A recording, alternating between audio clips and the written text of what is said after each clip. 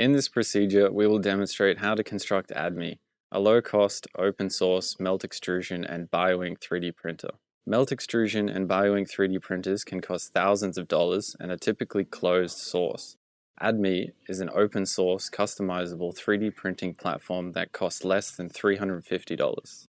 ADME enables the production of complex 3D geometries with a wide variety of materials for applications within food processing, polymer composite material production, and bioprinting.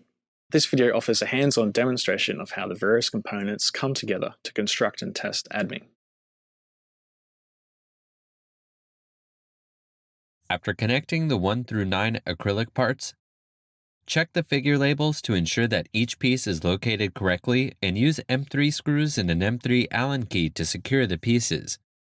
Then place the M10 threaded rod through the purpose-made holes in acrylic members 6, 8, and 10 and secure the rod with M10 washers and nuts, tightening the nuts with a variable spanner.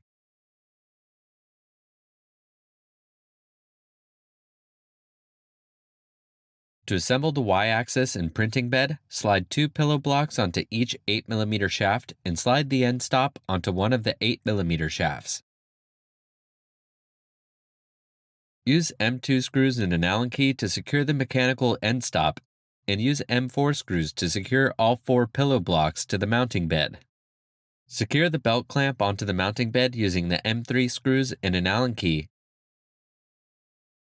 and secure the printing bed onto the mounting bed using an M3 screw, nut, and spring arrangement.